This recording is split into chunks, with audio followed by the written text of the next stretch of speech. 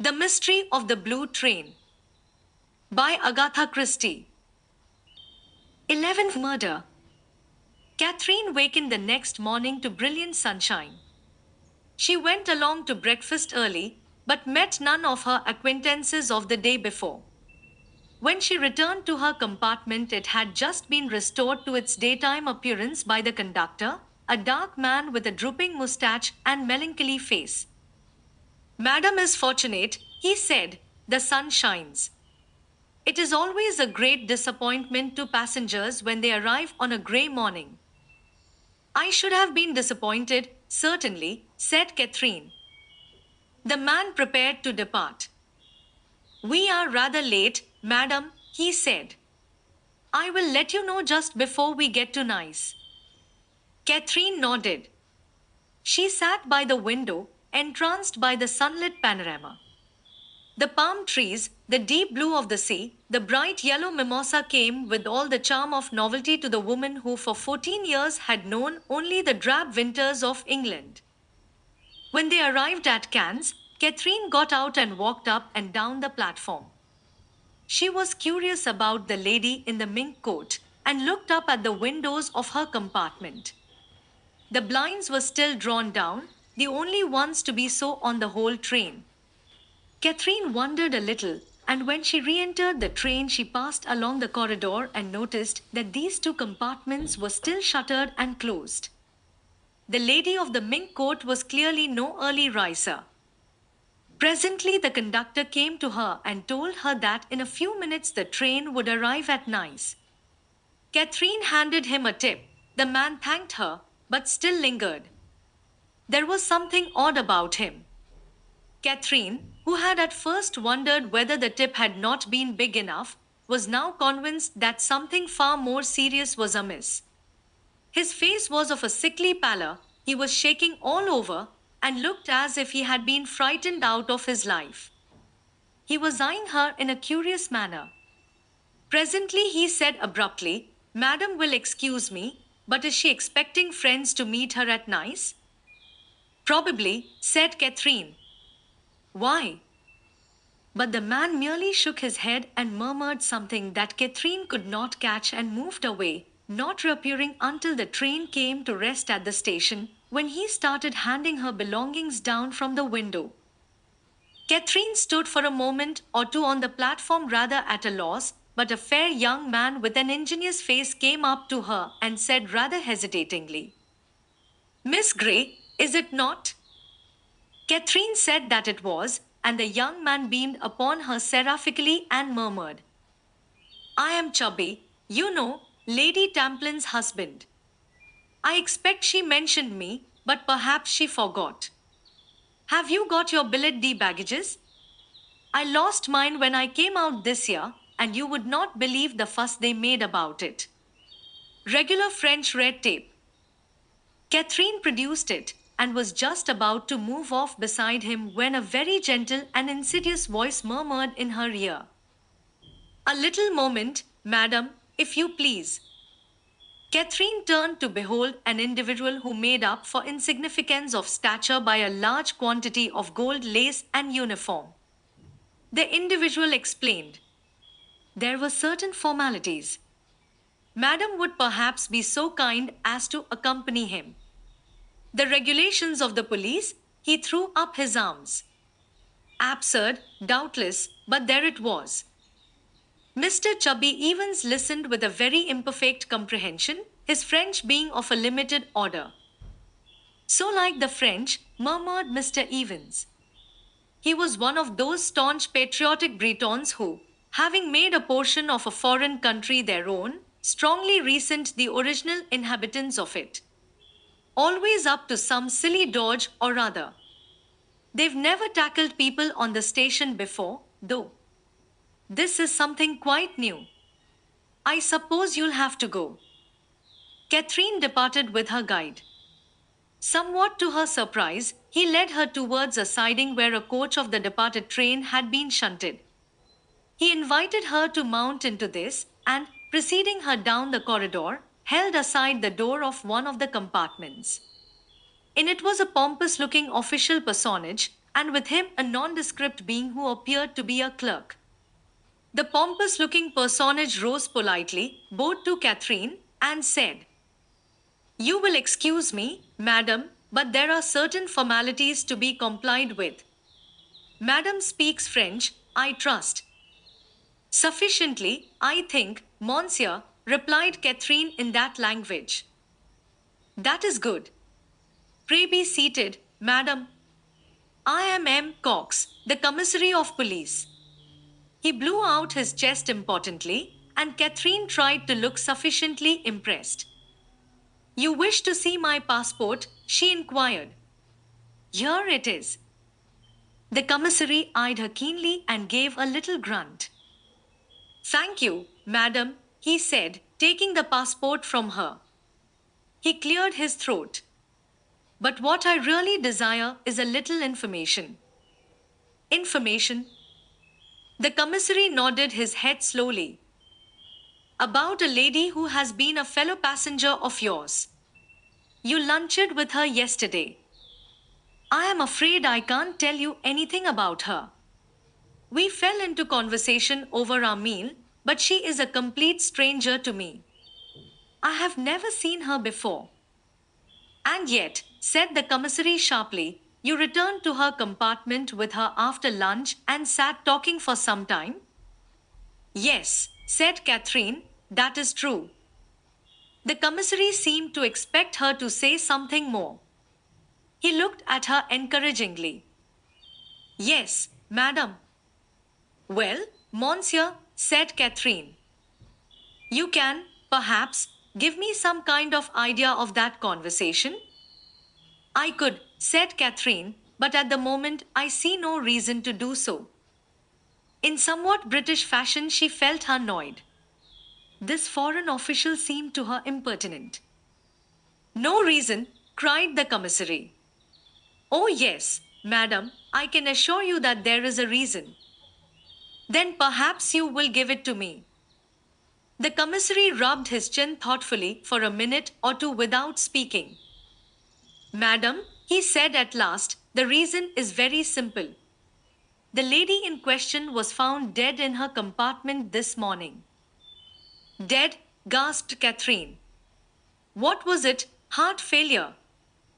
"No," said the commissary in a reflective, dreamy voice. "No, she was murdered." "Murdered?" cried Catherine. "So you see, madam, why we are anxious for any information we can possibly get." "But surely her maid—" "The maid has disappeared." "Oh!" Catherine paused to assemble her thoughts. Since the conductor had seen you talking with her in her compartment, he quite naturally reported the fact to the police, and that is why, madam, we have detained you, in the hope of gaining some information." "I am very sorry," said Catherine. "I don't even know her name." "Her name is Kettering." "That we know from her passport and from the labels on her luggage." "If we—" There was a knock on the compartment door. M. Cox frowned. He opened it about 6 inches. "What is the matter?" he said peremptorily. "I cannot be disturbed." The egg-shaped head of Catherine's dinner acquaintance showed itself in the aperture. On his face was a beaming smile. "My name," he said, "is Hercule Poirot." "Not," the commissary stammered, "not the Hercule Poirot?" "The same," said M. Poirot. "I remember meeting you once, M. Cox, at the Chariot in Paris, though doubtless you have forgotten me." "Not at all, monsieur, not at all," declared the commissary heartily. "But enter, I pray of you. You know of this." "Yes, I know," said Hercule Poirot. "I came to see if I might be of any assistance." "We should be flattered," replied the commissary promptly. "Let me present you, M. Poirot, to—" he consulted the passport he still held in his hand, "to Madame Mademoiselle Gray." Poirot smiled across at Catherine. "It is strange, is it not," he murmured, that my words should have come true so quickly. Mademoiselle, alas, can tell us very little, said the commissary. I have been explaining, said Catherine, that this poor lady was a complete stranger to me. Poirot nodded. But she talked to you, did she not? He said gently. You formed an impression, is it not so? Yes, said Catherine thoughtfully. I suppose I did. And that impression was. Yes, mademoiselle, the commissary jerked himself forward. Let us by all means have your impressions. Catherine sat turning the whole thing over in her mind. She felt in a way as if she were betraying a confidence, but with that ugly word, murder, ringing in her ears, she dared not keep anything back. Too much might hang upon it. So, as nearly as she could, she repeated word for word the conversation she had had with the dead woman. That is interesting, said the commissary, glancing at the other. M. Poirot, that is interesting. Whether it has anything to do with the crime, he left the sentence unfinished. I suppose it could not be suicide, said Catherine, rather doubtfully. No, said the commissary, it could not be suicide. She was strangled with a length of black cord. Oh! Catherine shivered. M. Cox spread out his hands apologetically. It is not nice. No, I think that our train robbers are more brutal than they are in your country. It is horrible. Yes, yes, he was soothing and apologetic, but you have great courage, mademoiselle. At once, as soon as I saw you, I said to myself, mademoiselle has great courage. That is why I am going to ask you to do something more, something distressing, but I assure you very necessary. Catherine looked at him apprehensively. He spread out his hands apologetically. I am going to ask you, mademoiselle, to be so good as to accompany me to the next compartment. Must I? Asked Catherine in a low voice. Someone must identify her, said the commissary, and since the maid has disappeared, he coughed significantly, you appear to be the person who has seen most of her since she joined the train. Very well, said Catherine quietly, if it is necessary. She rose. Poirot gave her a little nod of approval. Mademoiselle is sensible, he said. May I accompany you, M. Cox? Enchanted, my dear M. Poirot. They went out into the corridor, and M. Cox unlocked the door of the dead woman's compartment. The blinds on the far side had been drawn halfway up to admit light. The dead woman lay on the berth to their left, in so natural a posture that one could have thought her asleep. The bedclothes were drawn up over her, and her head was turned to the wall, so that only the red auburn curls showed. Very gently M. Cox laid a hand on her shoulder and turned the body back so that the face came into view. Catherine flinched a little and dug her nails into her palms. A heavy blow had disfigured the features almost beyond recognition. Poirot gave a sharp exclamation. When was that done, I wonder? He demanded. Before death or after? The doctor says after, said M. Cox. Strange, said Poirot, drawing his brows together. He turned to Catherine. Be brave, mademoiselle, look at her well. Are you sure that this is the woman you talked to in the train yesterday? Catherine had good nerves. She steeled herself to look long and earnestly at the recumbent figure. Then she leaned forward and took up the dead woman's hand. I am quite sure, she replied at length. The face is too disfigured to recognize, but the build and carriage and hair are exact. And besides, I noticed this, she pointed to a tiny mole on the dead woman's wrist while I was talking to her. Bon, approved Poirot. You are an excellent witness, mademoiselle. There is, then, no question as to the identity, but it is strange all the same. He frowned down on the dead woman in perplexity. M. Cox shrugged his shoulders. The murderer was carried away by rage, doubtless, he suggested. If she had been struck down, it would have been comprehensible, mused Poirot, but the man who strangled her slipped up behind and caught her unawares. A little choke, a little gurgle, that is all that would be heard, and then afterwards, that smashing blow on her face. Now why? Did he hope that if the face were unrecognizable she might not be identified? Or did he hate her so much that he could not resist striking that blow even after she was dead? Catherine shuddered, and he turned at once to her kindly. "You must not let me distress you, mademoiselle," he said. "To you this is all very new and terrible. To me, alas, it is an old story. One moment, I pray of you both." They stood against the door watching him as he went quickly round the compartment. He noted the dead woman's clothes neatly folded on the end of the berth, the big fur coat that hung from a hook, and the little red lacquer hat tossed up on the rack. Then he passed through into the adjoining compartment, that in which Catherine had seen the maid sitting.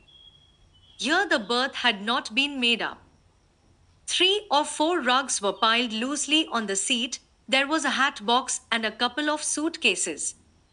He turned suddenly to Catherine.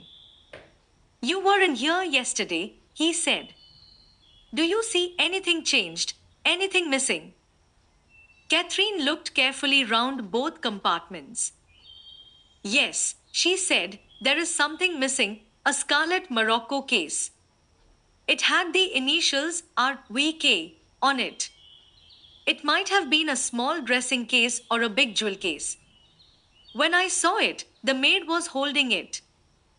"Ah," said Poirot. "But, surely," said Catherine. Of course, I don't know anything about such things, but surely it is plain enough, if the maid and the jewel case are missing." "You mean that it was the maid who was the thief?" "No, mademoiselle, and there is a very good reason against that." "What?" "The maid was left behind in Paris." He turned to Poirot. "I should like you to hear the conductor's story yourself," he murmured confidentially. "It is very suggestive." "Mademoiselle would doubtless like to hear it also," said Poirot. "You do not object, Monsieur le Commissaire?"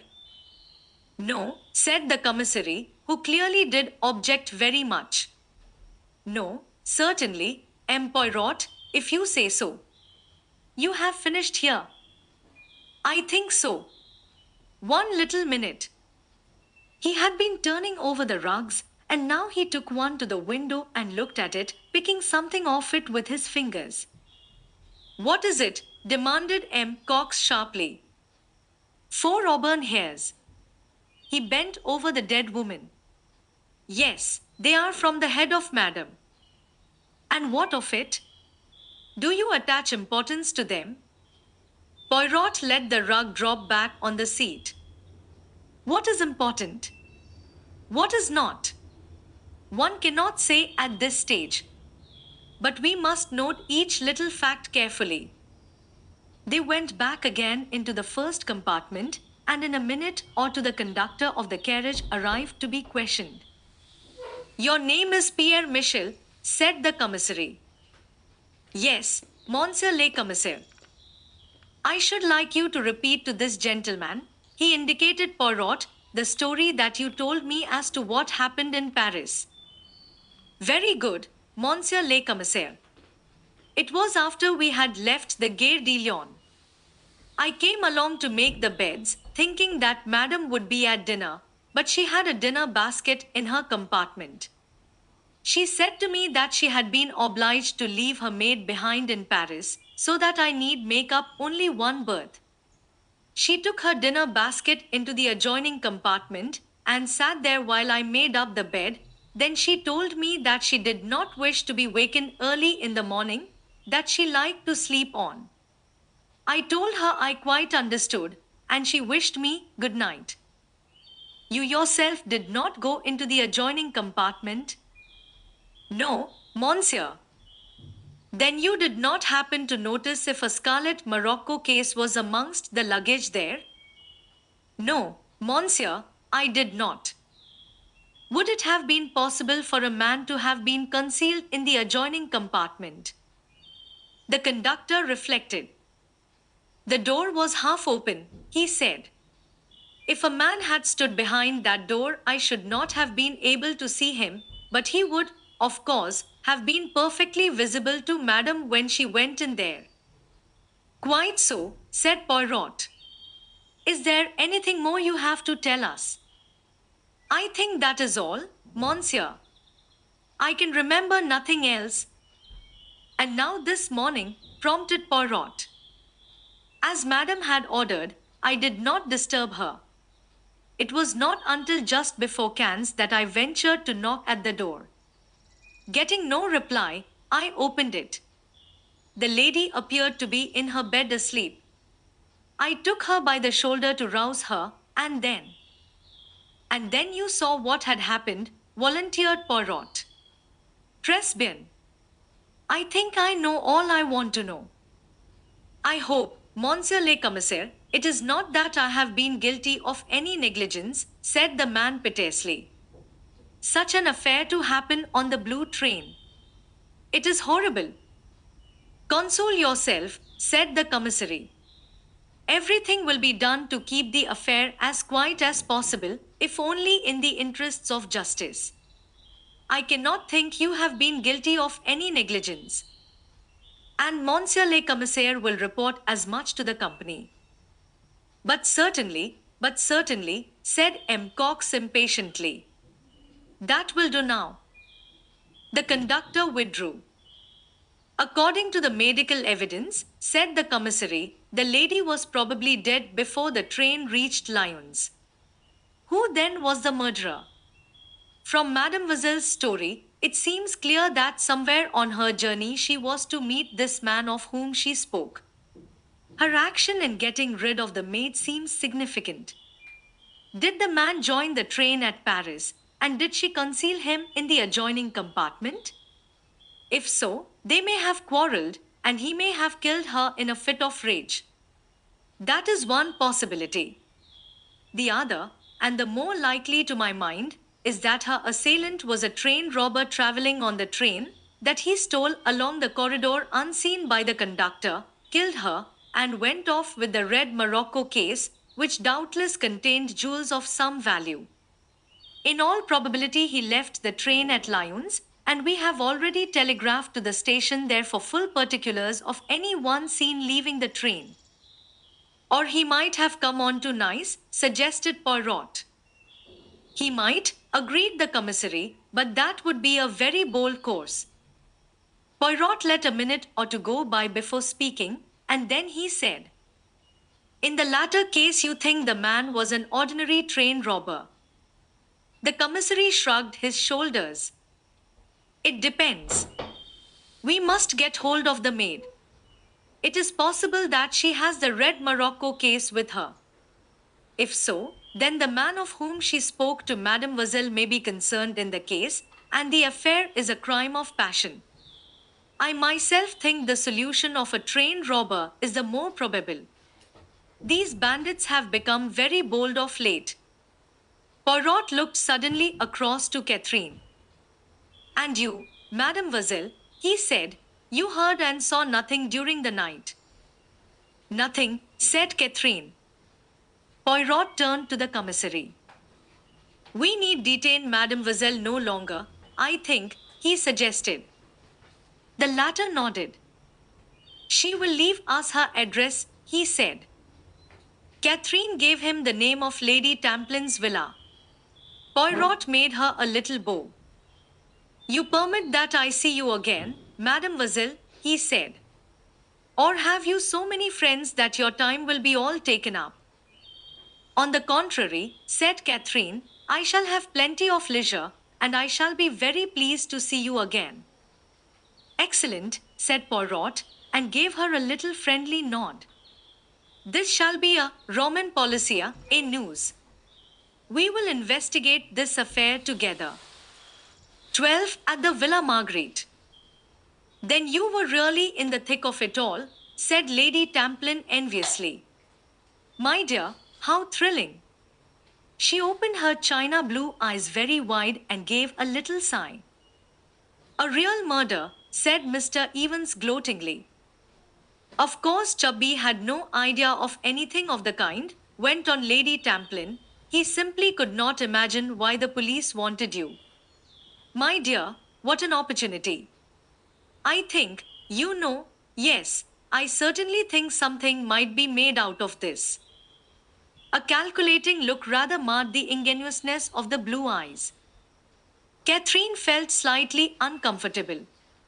They were just finishing lunch, and she looked in turn at the three people sitting round the table. Lady Tamplin, full of practical schemes, Mr. Evans, beaming with naive appreciation, and Lennox with a queer crooked smile on her dark face. Marvelous luck, murmured Chubby. I wish I could have gone along with you and seen all the exhibits. His tone was wistful and childlike. Catherine said nothing. The police had laid no injunctions of secrecy upon her, and it was clearly impossible to suppress the bare facts or try to keep them from her hostess. But she did rather wish it had been possible to do so. Yes, said Lady Tamplin, coming suddenly out of her reverie, I do think something might be done. A little account, cleverly written up. An eyewitness, a feminine touch, how I chatted with the dead woman, little thinking, that sort of thing, Rot, said Lennox. You have no idea, said Lady Tamplin in a soft, wistful voice, what newspapers will pay for a little titbit. Written, of course, by someone of really unimpeachable social position. You would not like to do it yourself, I dare say, Catherine dear, but just give me the bare bones of it, and I will manage the whole thing for you. Mr. de Havilland is a special friend of mine. We have a little understanding together. A most delightful man, not at all reporterish.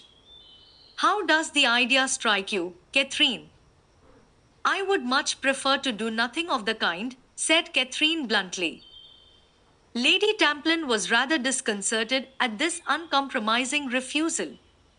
She sighed and turned to the elucidation of further details. A very striking-looking woman, you said? I wonder now who she could have been. You didn't hear her name. It was mentioned, Catherine admitted, but I can't remember it. You see, I was rather upset. I should think so, said Mr. Evans. It must have been a beastly shock.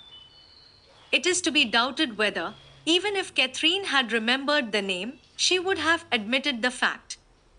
Lady Tamplin's remorseless cross-examination was making her restive. Lennox, who was observant in her own way, noticed this and offered to take Catherine upstairs to see her room. She left her there, remarking kindly before she went, You mustn't mind, mother. She would make a few pennies profit out of her dying grandmother if she could. Lennox went down again to find her mother and her stepfather discussing the newcomer. Presentable, said Lady Tamplin, quite presentable. Her clothes are all right.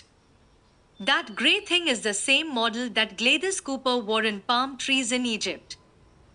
Have you noticed her eyes? What? Interposed Mr. Evans. Never mind her eyes, Chubby, said Lady Tamplin tartly. We are discussing the things that really matter. Oh, quite, said Mr. Evans, and retired into his shell.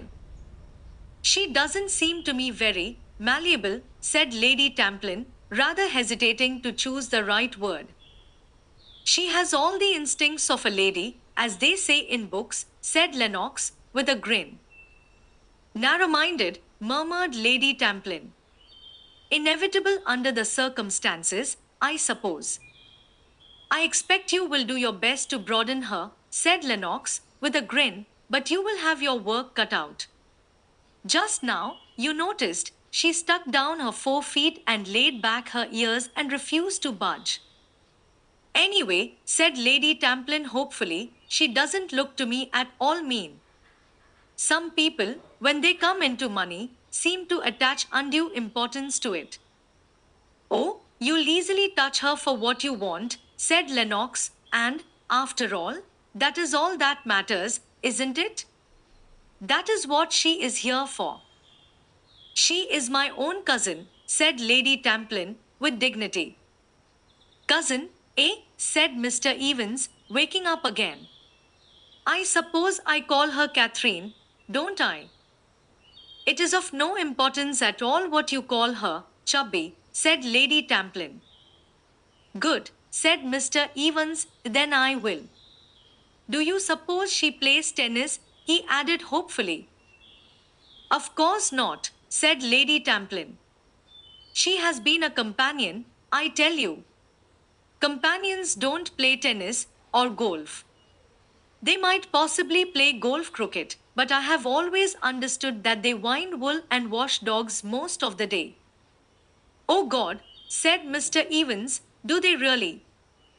Lennox drifted upstairs again to Catherine's room.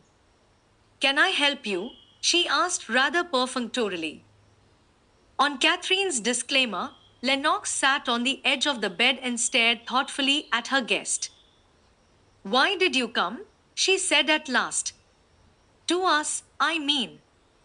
We are not your sort. Oh, I am anxious to get into society.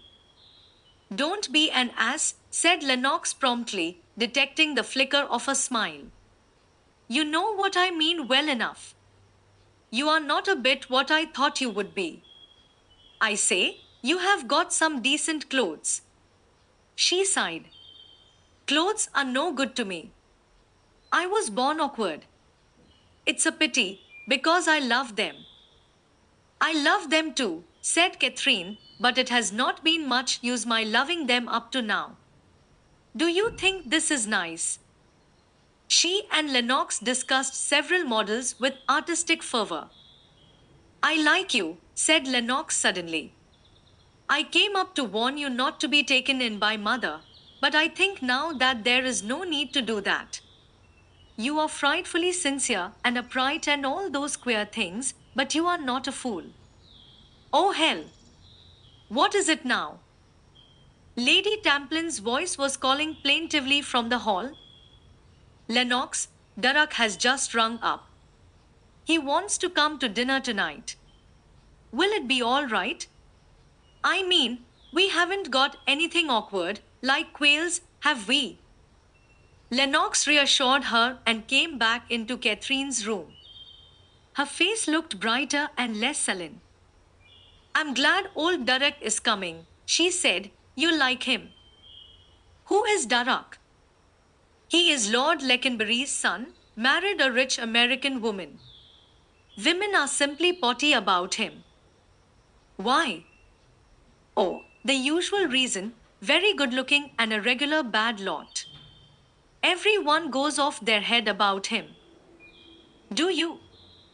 Sometimes I do, said Lennox, and sometimes I think I would like to marry a nice curate and live in the country and grow things in frames. She paused a minute and then added, an Irish curate would be best, and then I should hunt. After a minute or two she reverted to her former theme. There is something queer about Durrock. All that family are a bit potty, mad gamblers, you know. In the old days they used to gamble away their wives and their estates, and did most reckless things just for the love of it. Durrock would have made a perfect highwayman, debonair and gay, just the right manner. She moved to the door. Well, come down when you feel like it. Left alone, Catherine gave herself up to thought. Just at present she felt thoroughly ill at ease and jarred by her surroundings. The shock of the discovery in the train and the reception of the news by her new friends jarred upon her susceptibilities. She thought long and earnestly about the murdered woman. She had been sorry for Ruth, but she could not honestly say that she had liked her. She had divined only too well the ruthless egoism that was the keynote of her personality, and it repelled her. She had been amused and a trifle hurt by the other's cool dismissal of her when she had served her turn. That she had come to some decision, Catherine was quite certain, but she wondered now what that decision had been. Whatever it was, death had stepped in and made all decisions meaningless. Strange that it should have been so, and that a brutal crime should have been the ending of that fateful journey. But suddenly Catherine remembered a small fact that she ought, perhaps, to have told the police, a fact that had for the moment escaped her memory. Was it of any real importance? She had certainly thought that she had seen a man going into that particular compartment, but she realized that she might easily have been mistaken. It might have been the compartment next door, and certainly the man in question could be no train robber. She recalled him very clearly as she had seen him on those two previous occasions, once at the Savoy and once at Cook's office. No, doubtless she had been mistaken. He had not gone into the dead woman's compartment, and it was perhaps as well that she had said nothing to the police. She might have done incalculable harm by doing so. She went down to join the others on the terrace outside. Through the branches of mimosa, she looked out over the blue of the Mediterranean, and, whilst listening with half an ear to Lady Tamplin's chatter, she was glad that she had come. This was better than St. Mary Mead. That evening she put on the mauvey pink dress that went by the name of Soupir d'Automne, and after smiling at her reflection in the mirror, went downstairs with, for the first time in her life, a faint feeling of shyness. Most of Lady Tamplin's guests had arrived, and since noise was the essential of Lady Tamplin's parties, the din was already terrific. Chubby rushed up to Catherine, pressed a cocktail upon her, and took her under his wing. "Oh, here you are, Darroch," cried Lady Tamplin, as the door opened to admit the last comer. "Now at last we can have something to eat. I am starving." Catherine looked across the room. She was startled. So this was Darroch, and she realized that she was not surprised. She had always known that she would some day meet the man whom she had seen 3 times by such a curious chain of coincidences. She thought, too, that he recognized her. He paused abruptly in what he was saying to Lady Tamplin, and went on again as though with an effort. They all went into dinner, and Catherine found that he was placed beside her. He turned to her at once with a vivid smile. "I knew I was going to meet you soon," he remarked, "but I never dreamed that it would be here. It had to be, you know. Once at the Savoy and once at Cook's, never twice without 3 times. Don't say you can't remember me or never noticed me. I insist upon your pretending that you noticed me, anyway." "Oh, I did," said Catherine, "but this is not the 3rd time. It is the 4th. I saw you on the blue train." "On the blue train." Something undefinable came over his manner. She could not have said just what it was. It was as though he had received a check, a setback. Then he said carelessly, "What was the rumpus this morning? Somebody had died, hadn't they?" "Yes," said Catherine slowly, "somebody had died." "You shouldn't die on a train," remarked Darroch flippantly. "I believe it causes all sorts of legal and international complications, and it gives the train an excuse for being even later than usual." "Mr. Kettering." A stout American lady, who was sitting opposite, leaned forward and spoke to him with the deliberate intonation of her race. "Mr. Kettering, I do believe you have forgotten me, and I thought you such a perfectly lovely man." Darroch leaned forward, answering her, and Catherine sat almost dazed. Kettering. That was the name, of course. She remembered it now, but what a strange, ironical situation. Here was this man whom she had seen go into his wife's compartment last night, who had left her alive and well, and now he was sitting at dinner, quite unconscious of the fate that had befallen her. Of that there was no doubt. He did not know. A servant was leaning over Darroch, handing him a note and murmuring in his ear. With a word of excuse to Lady Tamplin, he broke it open, and an expression of utter astonishment came over his face as he read. Then he looked at his hostess. This is most extraordinary. I say, Rosalie, I am afraid I will have to leave you. The prefect of police wants to see me at once. I can't think what about. Your sins have found you out, remarked Lennox.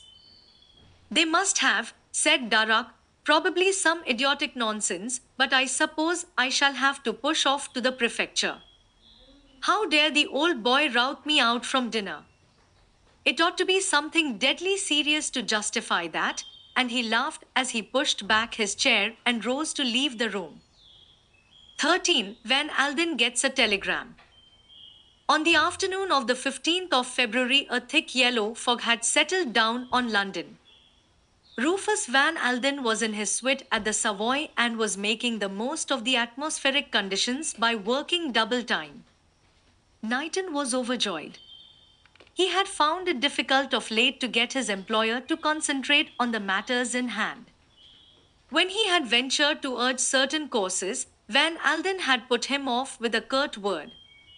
But now Van Alden seemed to be throwing himself into work with redoubled energy, and the secretary made the most of his opportunities.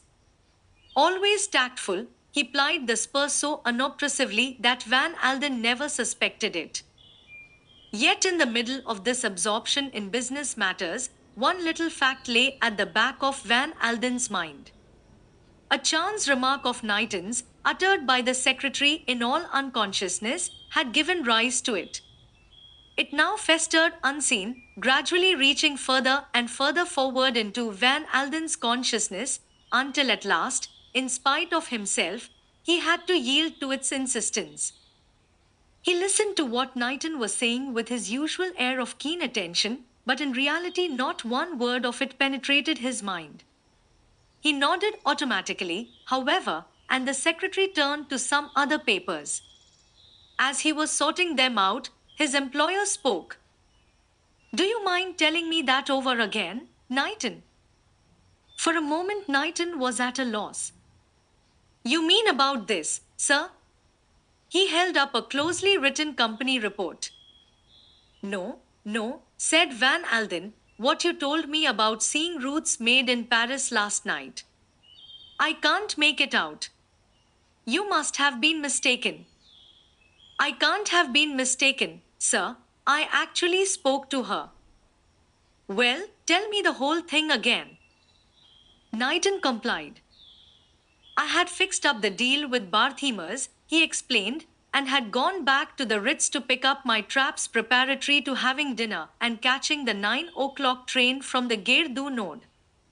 At the reception desk I saw a woman whom I was quite sure was Mrs. Kettering's maid. I went up to her and asked if Mrs. Kettering was staying there.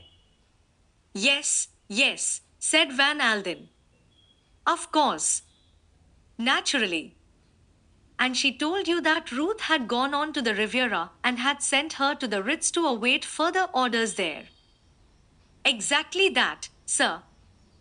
It is very odd, said Van Alden. Very odd, indeed, unless the woman had been impertinent or something of that kind. In that case, objected Knighton, surely Mrs. Kettering would have paid her down a sum of money and told her to go back to England. She would hardly have sent her to the Ritz. No, muttered the millionaire, that's true. He was about to say something further, but checked himself. He was fond of Knighton and liked and trusted him, but he could hardly discuss his daughter's private affairs with his secretary. He had already felt hurt by Ruth's lack of frankness, and this chance information which had come to him did nothing to allay his misgivings. Why had Ruth got rid of her maid in Paris? What possible object or motive could she have had in so doing? He reflected for a moment or two on the curious combination of chance.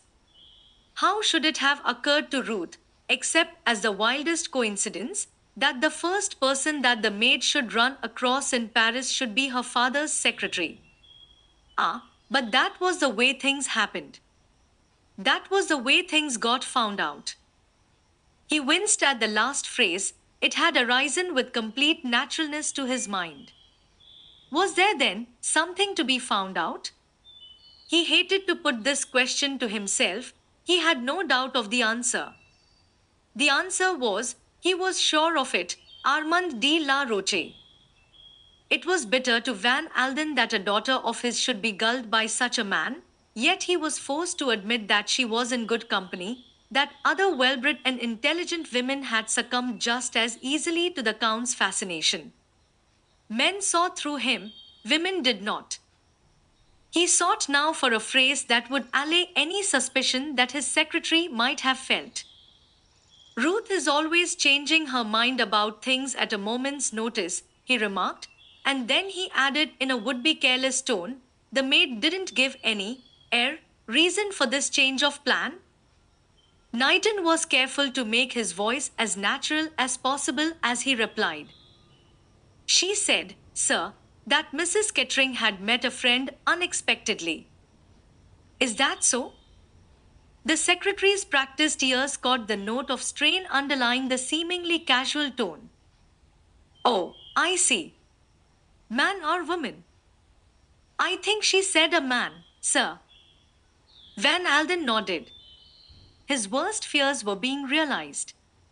He rose from his chair and began pacing up and down the room, a habit of his when agitated. Unable to contain his feelings any longer, he burst forth. There is one thing no man can do, and that is to get a woman to listen to reason. Somehow or other, they don't seem to have any kind of sense. Talk of woman's instinct, why, it is well known all the world over that a woman is the surest mark for any rascally swindler. Not 1 in 10 of them knows a scoundrel when she meets one. They can be preyed on by any good-looking fellow with a soft side to his tongue. If I had my way. He was interrupted. A page boy entered with a telegram. Van Alden tore it open, and his face went a sudden chalky white. He caught hold of the back of a chair to steady himself, and waved the page boy from the room. What's the matter, sir? Knighton had risen in concern. Ruth, said Van Alden hoarsely. Mrs. Kettering? Killed. An accident to the train. Van Alden shook his head. No. From this it seems she has been robbed as well. They don't use the word, Knighton, but my poor girl has been murdered. Oh, my God, sir.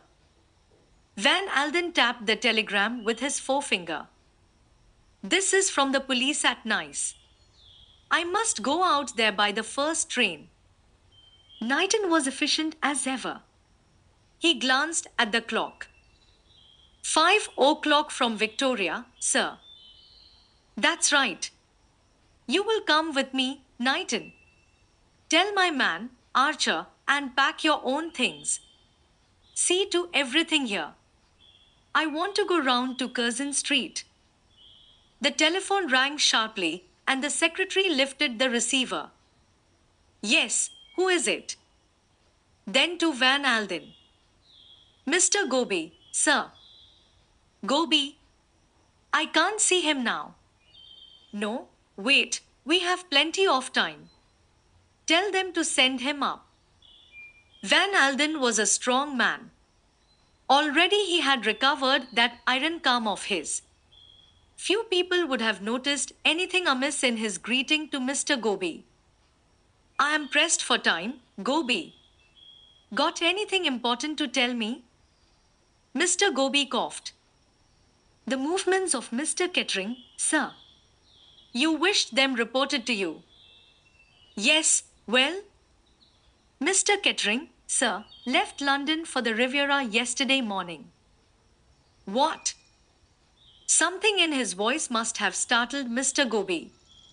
That worthy gentleman departed from his usual practice of never looking at the person to whom he was talking and stole a fleeting glance at the millionaire. What train did he go on? Demanded Van Alden. The blue train, sir. Mr. Goby coughed again and spoke to the clock on the mantelpiece. Mademoiselle Mirel, the dancer from the Parthenon, went by the same train. 14. Ada Mason's story. I cannot repeat to you often enough, Monsieur, our horror, our consternation, and the deep sympathy we feel for you. Thus M. Carriage, the Duke de Instruction, addressed Van Alden.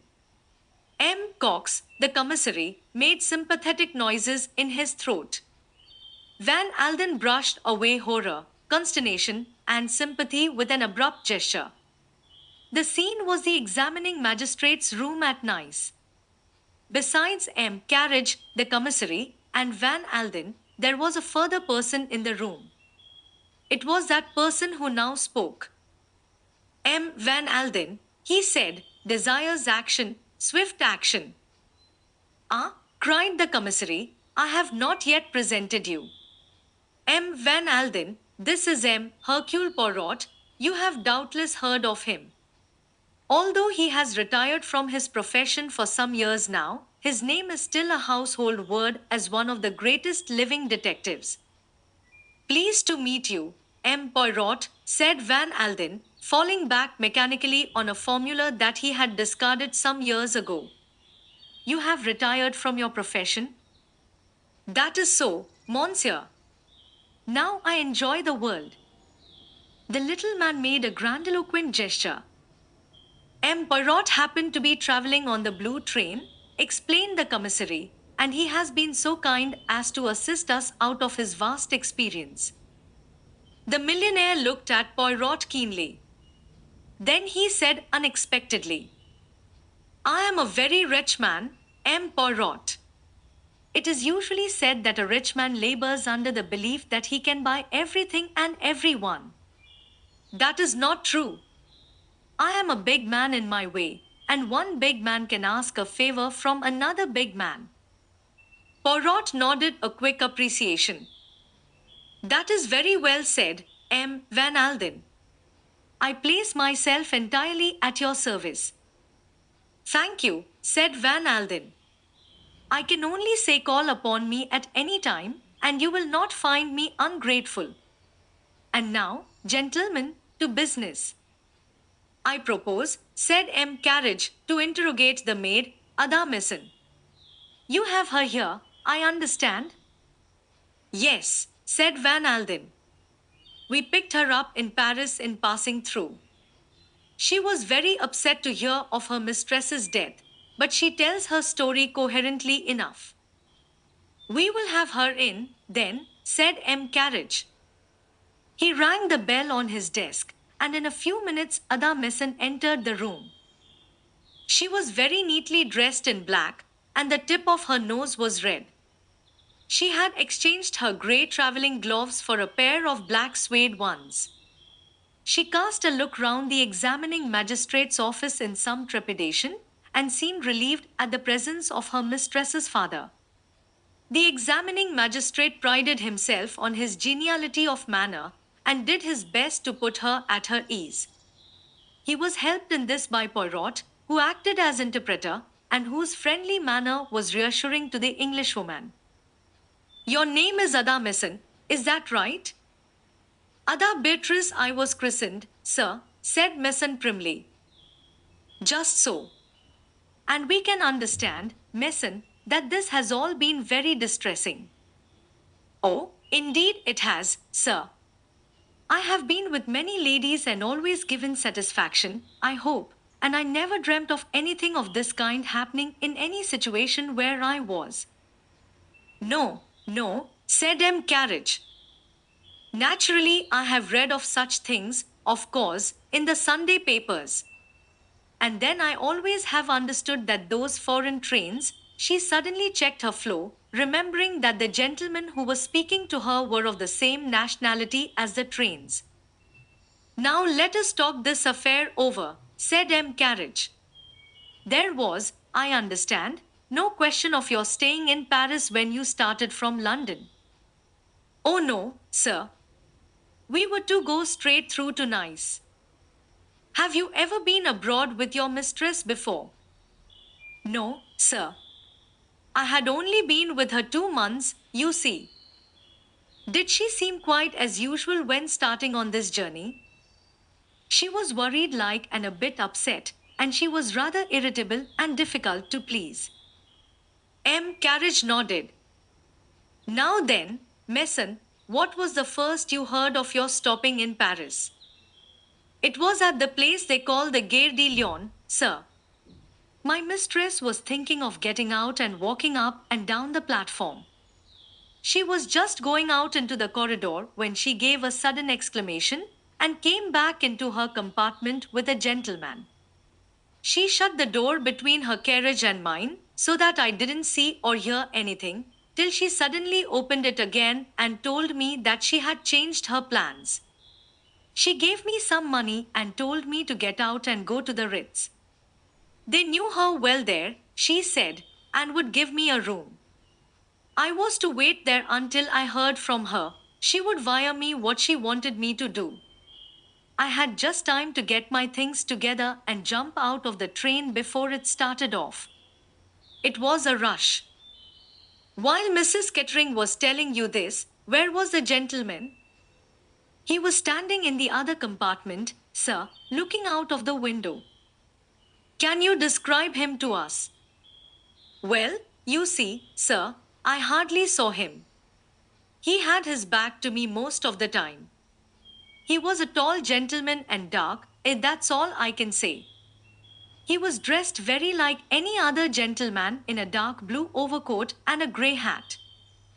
Was he one of the passengers on the train?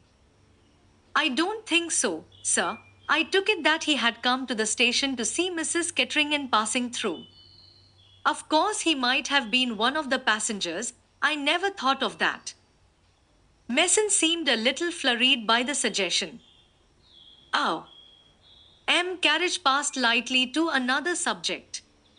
Your mistress later requested the conductor not to rouse her early in the morning. Was that a likely thing for her to do you think? Oh yes, sir. The mistress never ate any breakfast and she didn't sleep well at nights, so that she liked sleeping on in the morning. Again M. Carriage passed to another subject. Amongst the luggage there was a scarlet morocco case, was there not? He asked. Your mistress's jewel case? Yes, sir. Did you take that case to the Ritz? Me take the mistress's jewel case to the Ritz? Oh no, indeed, sir. Mason's tones were horrified.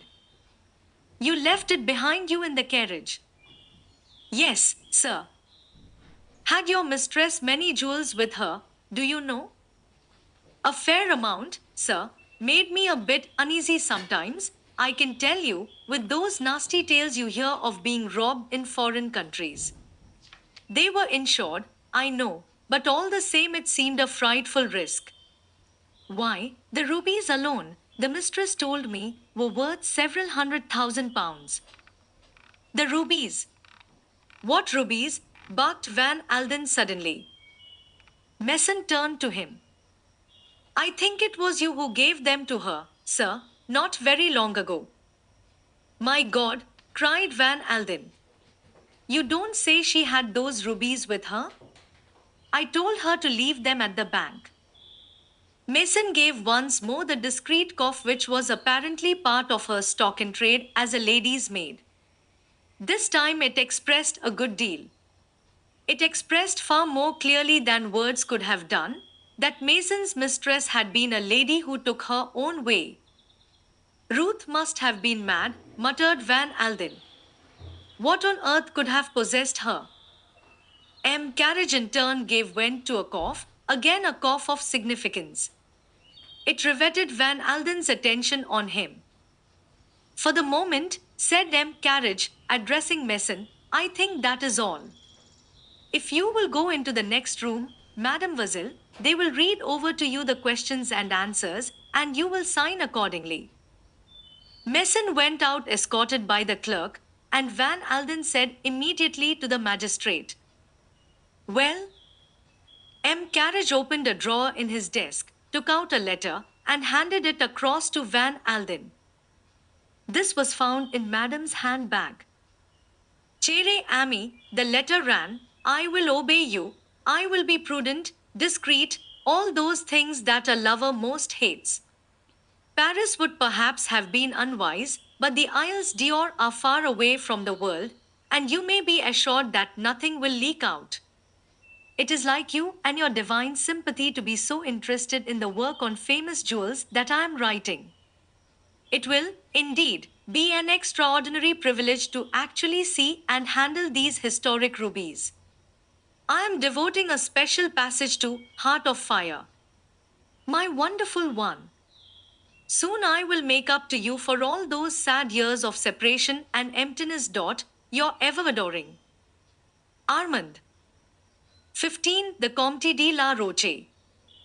Van Alden read the letter through in silence. His face turned a dull, angry crimson. The men watching him saw the veins start out on his forehead, and his big hands clenched themselves unconsciously. He handed back the letter without a word. Carriage was looking with close attention at his desk. Cox's eyes were fixed upon the ceiling, and Hercule Poirot was tenderly brushing a speck of dust from his coat sleeve. With the greatest tact, they none of them looked at Van Alden.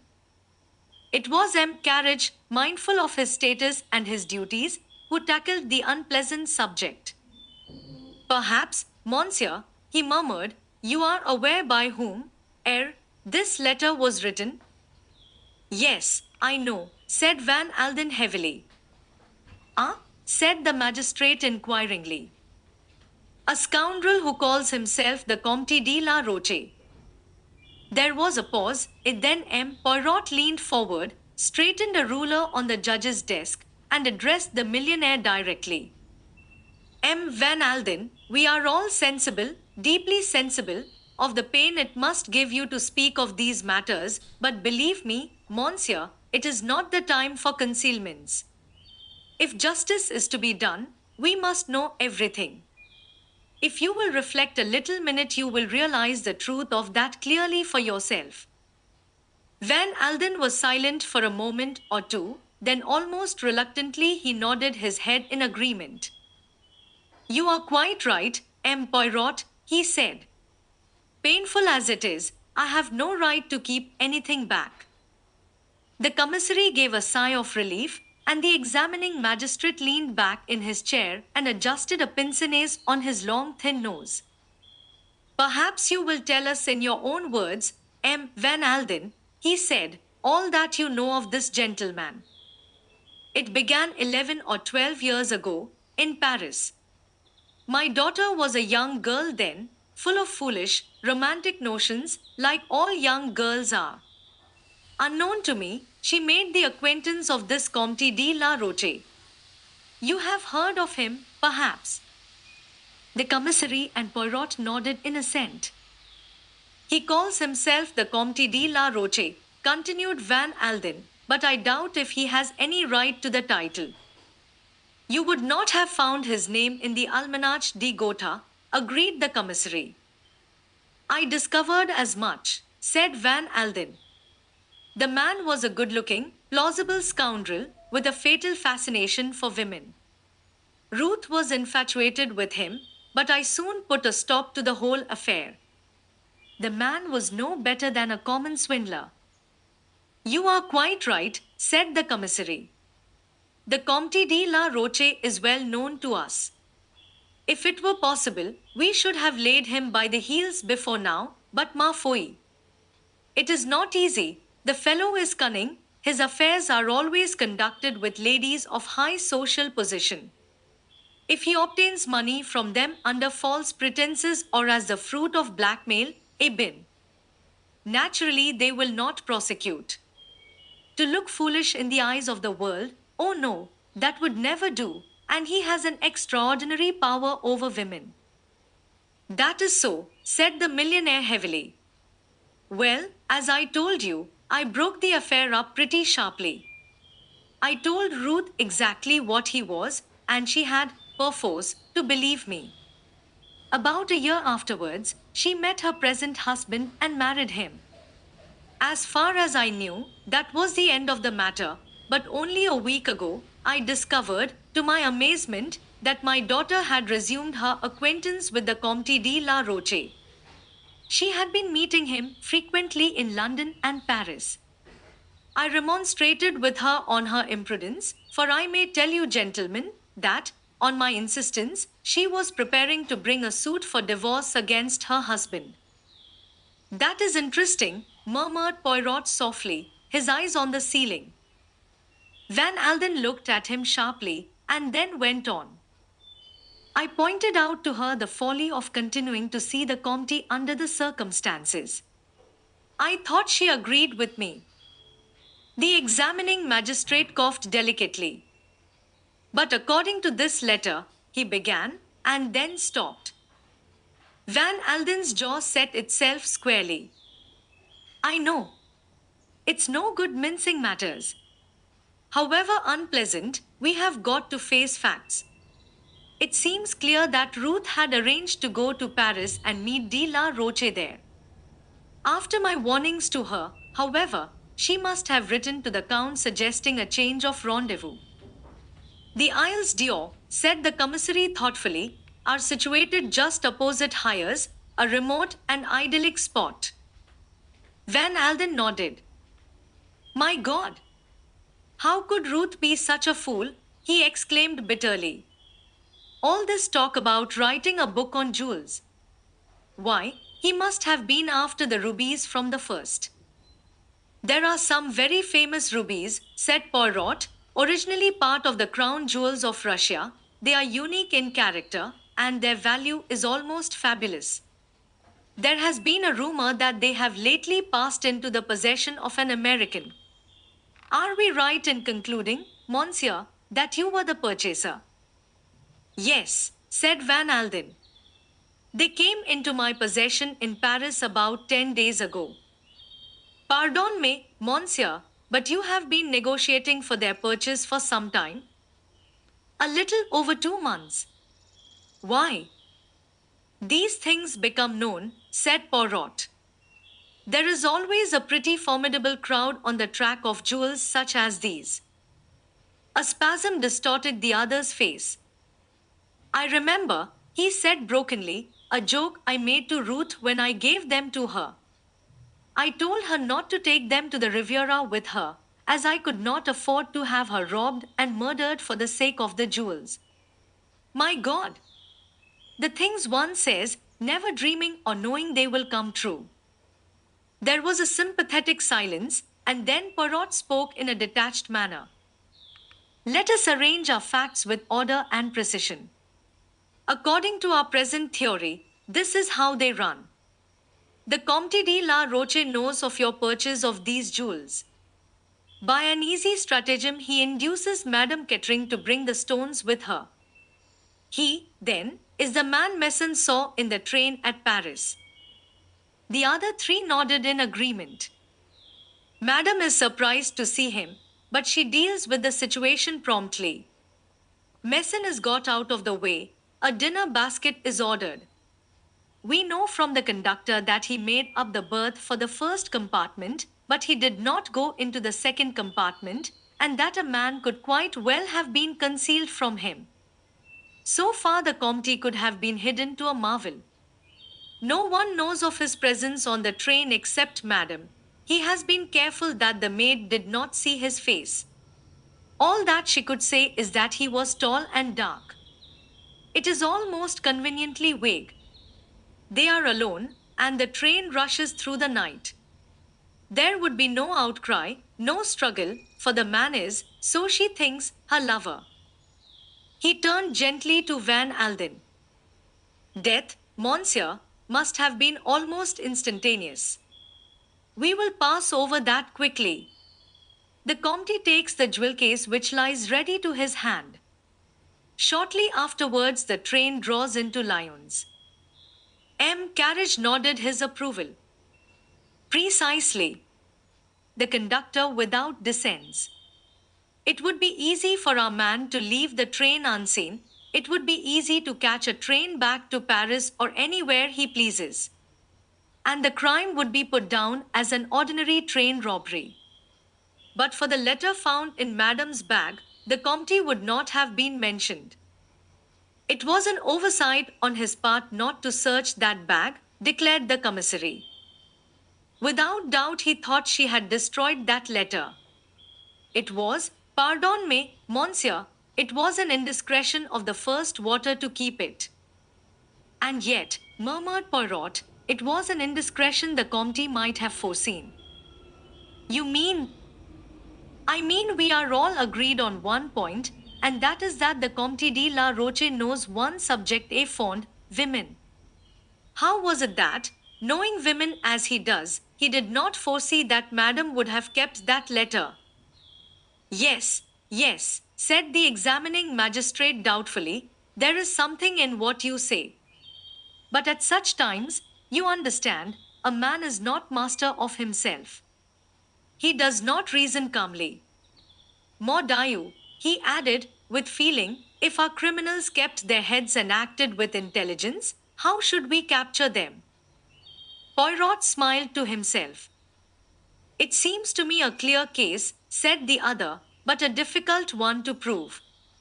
The Comte is a slippery customer, and unless the maid can identify him.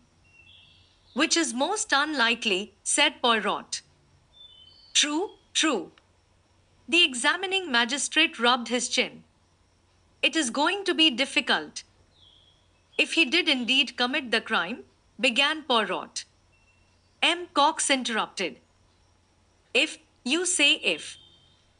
Yes, Monsieur le Juge, I say if. The other looked at him sharply. You are right, he said at last, we go too fast. It is possible that the Comte may have an alibi. Then we should look foolish. Ah, see par exemple, replied Poirot, that is of no importance whatever. Naturally, if he committed the crime he will have an alibi. A man with the Comte's experience does not neglect to take precautions. No, I said if for a very different reason. And what was that? Poirot wagged an emphatic forefinger. The psychology. Eh? Said the commissary. The psychology is at fault. The Comte is a scoundrel, yes. The Comte is a swindler, yes.